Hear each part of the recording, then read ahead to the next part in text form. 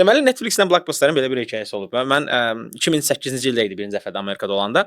Hər tərəfdə Blockbuster-ın reklamları var idi. Sonra üzərindən bir neçə il keçəndən sonra Netflix belə çıxır. Netflix nədir? Bu qədər ödəməsi. Sonradan məsələn biraz elə bir biznes oxuyanda, biraz marketinq oxuyanda onun hekayəsini biləndə biraz doğrudan yadıma gəlir mənim Blockbuster.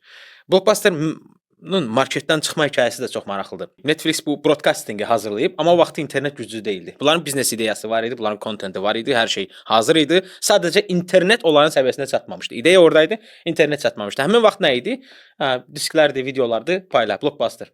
Sonraki internet gəlib o təxminən 2009-cu ilin və məndə hekayə ona görə maraqlıdır ki, mən həmin vaxtlar Azərbaycan Amerika arasında olduğum üçün tam yadımdadır. 2009-cu ilin iyun ayında mən buradan çıxdım. Sumqayıtda, mənim yaşadığım kotejdə, o 24-cü məhəllədə telefon interneti var idi. Yəni gecələr biz qoşulurduq ki, 12-dən sonra pulsuzdur. 2010-cu ildə qaydanda Sumqayıtın həmin hissəsində Wi-Fi var idi.